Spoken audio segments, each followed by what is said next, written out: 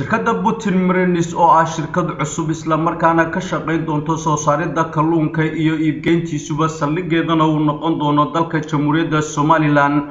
gaar ahaan magaalooyinka Maydh iyo Berbera ayaa munaasabad ay ku soo gunaanadeysay shirarka ay ku yeelan doonaan muwaadiniinta reer Somaliland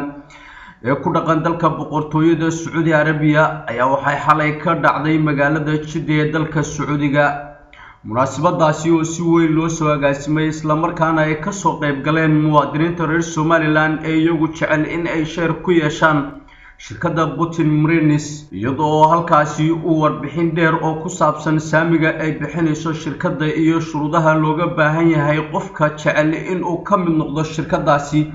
halkaasi ka soo jeediyay Axmed Abubakar oo ah mas'uulkii ka socday shirkadda Putin Marines isla markaana uu ka jawaabayay su'aalo tiro badan oo ay halkaasi ku weydiiyeen dadka iyagu jecel inay ka qayb qaataan shirkaddan ay bixinayso kadib su'aalahaasi uu ka jawaabay mas'uulka ka socday shirkadda Putin Marines ayaa waxay xafladdu ku dhamaatay jawi farxad leh iyagoo gabi ahaanba ay ku qanceen muwaadiniinta reer Somaliland ee ku dhaqan dalka boqortooyada Saudi Arabia ee iyagu ka soo qayb galay munaasabadii ay ku soo bandhigaysay nidaamka ay sheerka u bixinayso isla markaana ay ku shaqeynayso ee uga howlgalayso geyga Somaliland ayaa waxay munaasabadaasi ku soo dhamaatay jawi farxad leh iyagoo isla markaana ku qanceen shuruudaha iyo nidaamka ay u shaqeynayso shirkadda Putin Marines oo la filayo inay gabi ahaanba ka howlgasho dalka Jamhuuriyadda Somaliland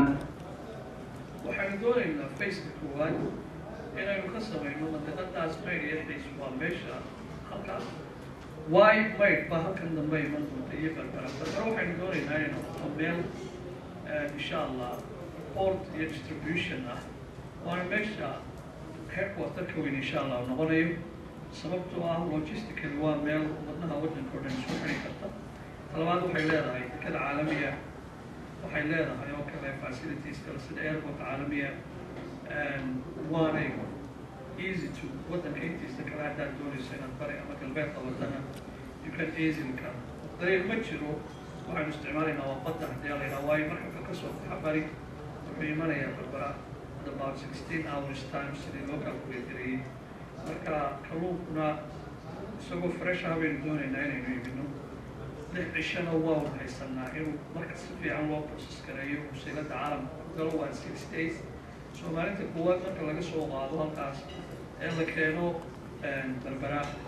16 hours marka waxay haysanaa 5 cisho oo kale ugu sii wasiirayna kala kalluunka waa sheegay why Maydh yani maxaa Maydh loo soo meeshani waa meel 3 meelood buu Soomaaliya hortan markii la odhay kalluunka ugu badaya taasina waa biyo shubka وبيشوفوا كأنه وحياة يكلمون وماشى لما دو بيعيش قدران بدوينتا إنديا يو حتى يسكت كلام بدعس يو بدوينتا إنديا بطلان كتالا يو بيتن كريو حتى ورهن بوليس حاجة يردن بعيش كشوفان مركوا هالكنا يفوت الربش بكتالو وضعتين فوت الربش كشيدروا وين باتولوا تيجوا كلبوشة شبرتاس قارد الله قارد بيسوعتا حكمت رباني وماشي تعالى ماشي يتماتاو يكون ستا كلون كيم تا ويب رويس تا مركز هذا هو دول كان يسامي دوشا مركز نوعي كلون هو لما ماشي شو يشير بي وانا بوشاري وانا إنه سعودي نتكلم تودي بشري أسير دي بوشار سو كان بيتشي أنا وشيء أنا موركا ونوقاتي وانا كنت سامي كم بريء صلت القوات صلاه كم وقتها كان كذا يعني صلت القوات هي طلبات ما ننتلقي لكن وحنقول لك بسنة الصحات إيه ونقط مرة في شهودة كانوا بفعلية الله يبارك وحنمر في السيدي جاية ترجع الفيديو so for example هديت صوب الشتو طبعا طبعاً كانوا حلوكا قايدين يا الله قايدين سجال waxay noqonayaan sharci oo kamidina waxay noqonayaan sharci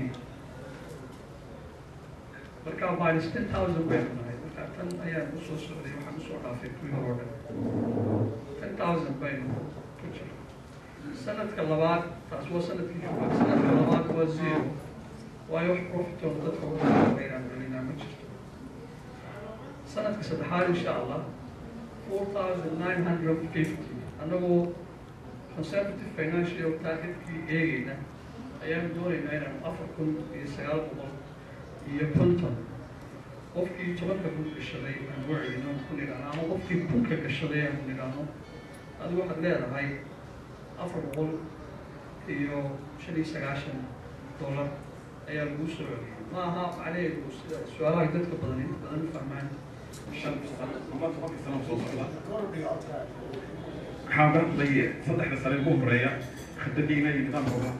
شغل محاول تلاقي شيء سنة أما تمك سنة وصوص ده لأن الموضوع حتى تقول شن سنة مثلا مثل سؤال كلا دنيا تقول جديد محاضر أنا بنكية شركة الوسطى محاول تلاقي شيء شغالها أما ذلك مواطنين كسومالان أنت شغالين كذا يعني يشغاله هذا يأتي نسبة كشغال تتجا فائدة نسبة بس كمواضيع سوماليا شكرا. سؤال كمان بدينا وحوي أنا كان محمد يوسف المشرق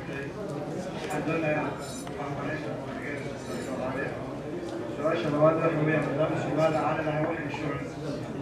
دولة السؤال واحد مسؤولية المقالة ضد إدمار كذا وسؤال وناسب هذا تدبر تمسو يستاهل حريبا إيميل بانه لكن أنا في سك صدري ولا في بيتي سؤاله أو هذا ما أنا ليش لا دولة الصومالي لو طلب الله يسمى ولا لا مش أنك ترافيك شيء لكن هو دولة العربية أو constitution كذي نحوال أنا دمان كويسة so license purchase a license as صحيح هو يفرق لما مريسا إن وزارة تصور سمكية تقالت الله يسنى إن يكسيسو وزارة الصناعة إن يكسيسو إذا لفتين إذا تحتاج إلا تربيه معاشر وقالا وحق سوق لي محمد يسوق هاي تي ولا كلية والله ما ممكن بينهم على تبدل كل هذا يتابعش سوى مورينو يور نمبر 1 وايد دانو يطلع يكلمه taasi waxay mas'uuliyad keenaysaa haddii ay ashtakad timaado dowlad baa ka jirta bacda daak markay maqnic ku yihiin wixii oo dhan ay eegaan bay siiyeen laysanka taasna buu wada tuuga kale waddanka UK dee laysan baan ku leenahay Ethiopia baan sameynay waxaa already dowladahaas regulation baa jira markaas sida waddanka insurance ma jiro laakiin waxaa jira inay jiraan saabsan inaad ka qaadanayso